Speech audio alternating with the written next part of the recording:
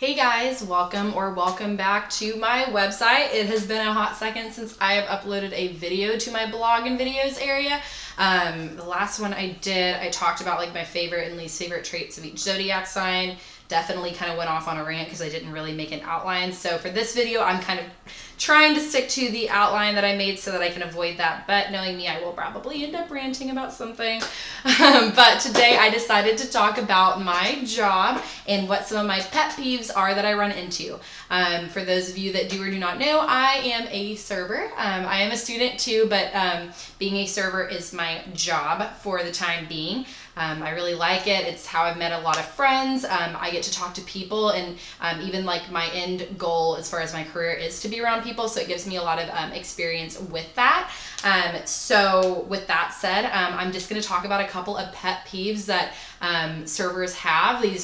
Most of these are very, very agreed upon by other servers.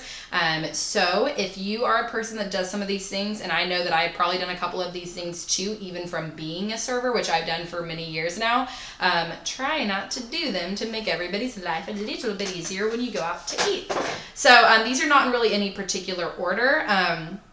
Again, these are just this is just a list that I kind of came up with off the top of my head, so I just wrote it down as I came up with it.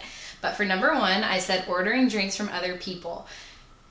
Guys, okay, so if you are at a high volume restaurant especially and you are waiting on a table, it is more than okay to go to the bar to go order a drink. I do it whenever I go out to eat. Everybody does.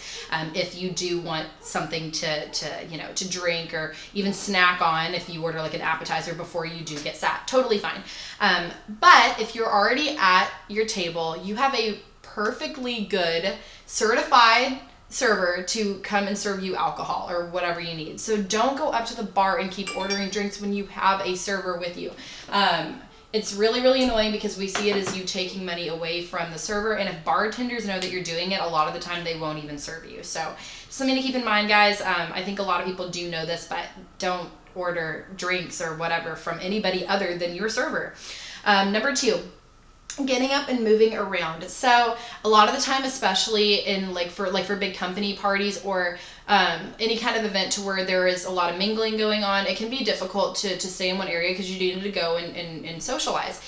More than understandable, and it's not even as big of a deal if it is going to be all in one ticket, but this is especially significant if it's going to be separate tickets and when we start putting in food orders, that you stay for the most part where you're going to be for dinner. Because for one, a lot of us do things by seat numbers, so our food runners will see that and will know where to set down the food. And if you have moved from point A to point B to point C to back again to wherever, they're not going to know where to set your food down. And quite frankly, I might not remember either who ordered what, because especially in situations at big parties, I'm not going to necessarily remember the guy with like the red shirt and the blue shirt and who got, the fried chicken and who got the burger. Like it's difficult for us to figure out. So just to make everybody's life easier, try not to move around seats as best as possible, guys, especially when it's separate tickets. It's a nightmare to try and figure out, and it takes a lot of time away from, other things that we need to worry about to figure out who got what,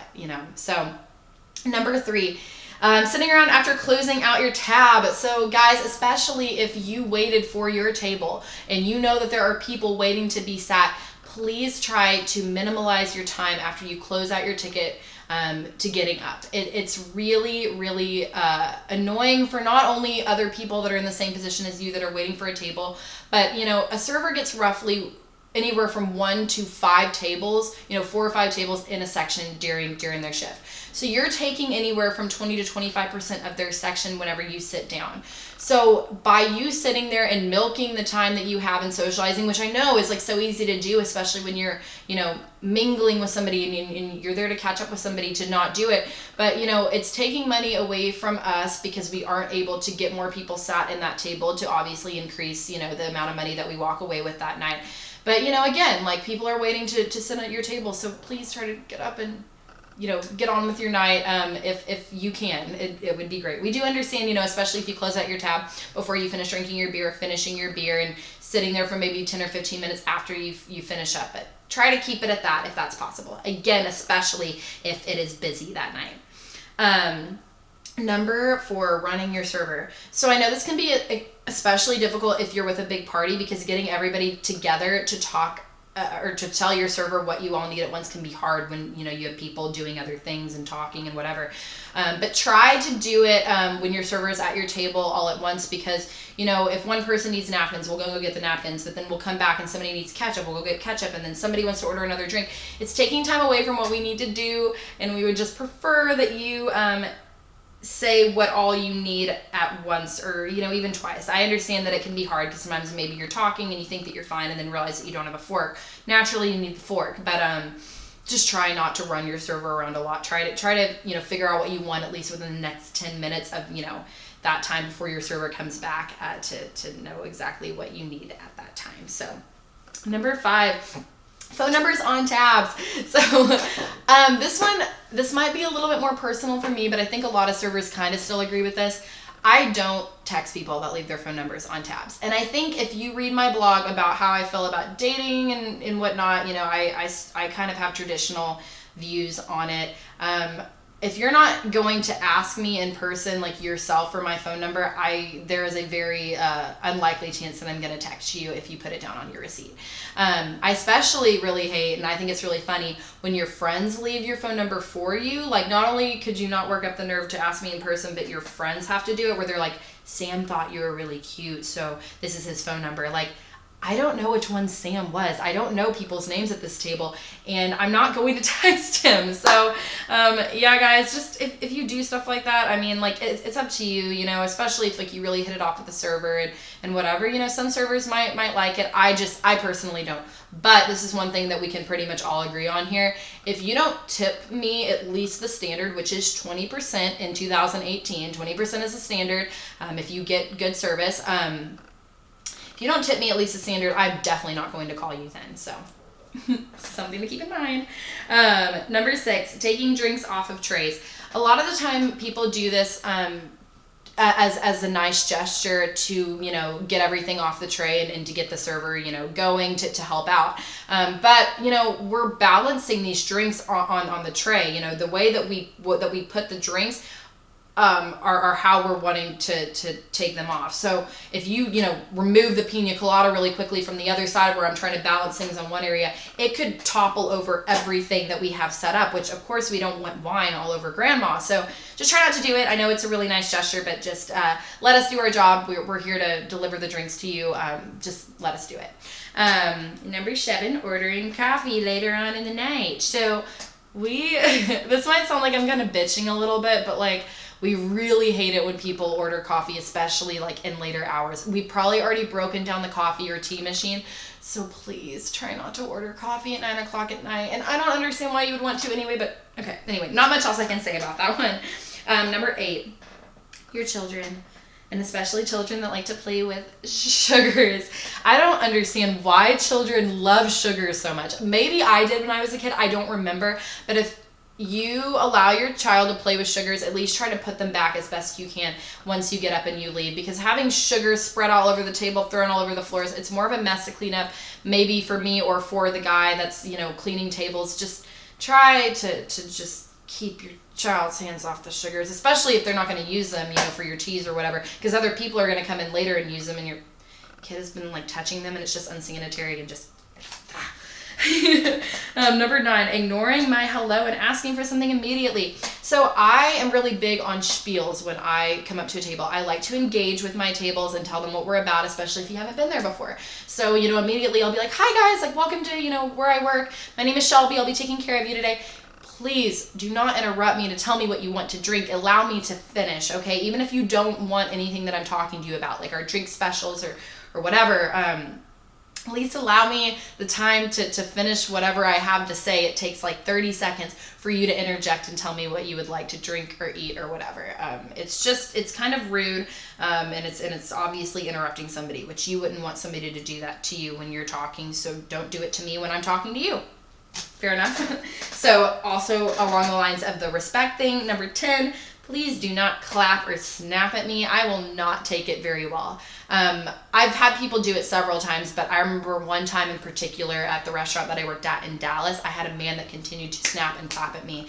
And I made it pretty obvious with my facial expressions and the way that I conversed with him, you know, after he would do it, that I did not like it. But finally, I had to tell him, look, sir, like, do not snap or clap at me. It is disrespectful. Because at that point, I really am not trying to salvage a tip, because I take the fact that you put so little regard into what is respectful, you know, for another human being, that I don't even think you're going to tip me well anyway. And if you decide that, like, you don't like the fact that I don't like it and you decide to tell my manager, do you think my manager is going to agree with you that you should be treating their employee with disrespect? No. So don't do it.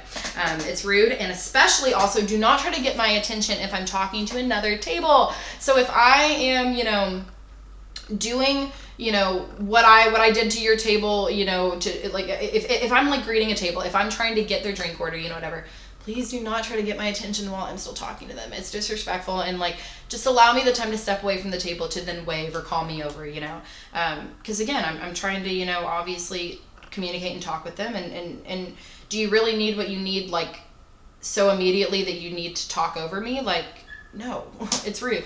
So anyway, guys, yeah, those are just a few of my pet peeves, and a few, like, I guess, like, general server pet peeves. So if you do these things, try not to do them while you're out to eat to make everybody's life a little bit easier. Guess a couple of, like, funny stories that I have about serving. I have many. I have some all the time. One of them a couple months ago. This one was, I'm the most cringy individual. I like got this girl a Dr. Pepper, and she had drank all of it, so I was coming back to refill it, and I told her, I don't know if I was trying to be cool and like abbreviate Dr. Pepper, but I told her, I was like, I'll be right back with some more of your Dr. PP. It was so like, oh, it was so, as soon as it came out of my mouth, I was like, I'm sorry for saying that. And she's just, I mean, she was like my age, so she thought it was so funny. But it was like, yeah, I'll be right back with your gynecologist. Like, no, your Dr. Pepper. Especially whenever I bartended at my previous job, I had a lot of, like, interesting stuff happen. I had, like, this girl tell her boyfriend that she'd been cheating on him. This was actually at my job in Dallas when I was bartending there. And I guess, I mean, her boyfriend was very built. Honestly, I probably wouldn't want to see how my boyfriend would react either when he was in the physical shape that he was, and especially the way that he handled it. So I guess she decided that the best time to break the news to him was out in public. And anyway, he, like, I mean, obviously he wasn't happy, but he was like, you know, are you fucking serious? You know, up at the bar top. And then he would, like, look at the other bartender that I was working with, and it was like another Moscow Mule. And then he would continue, and the girl was crying, and it was just so awkward. And then he ended up leaving without her. I had another guy that was on a date with a girl while I was bartending and told her that she looked like Velma from Scooby-Doo. And naturally she was like, I don't know how to take that. And he was like, well, it's not really a compliment or an insult. You just look like Velma. So she naturally got up and left. Because, I mean, yeah, like, how would you take being told that you look like Velma? Like, it's not even, like, hot Daphne. Like, you look like Velma from Scooby-Doo. This one, I'm going to show you this video. This is a guy or actually, like, last weekend, that was clearly very drunk. This guy was, like, a total dude bro, Chad Brad kind of type. And he started dancing in the middle of the restaurant when he was drunk. And after he did this, his girlfriend, like, was like, are you fucking serious? And she got up and she like ran out. So this is this guy dancing in the middle of the restaurant. And you can see my coworker just kind of judging him from behind. But so funny. Oh God.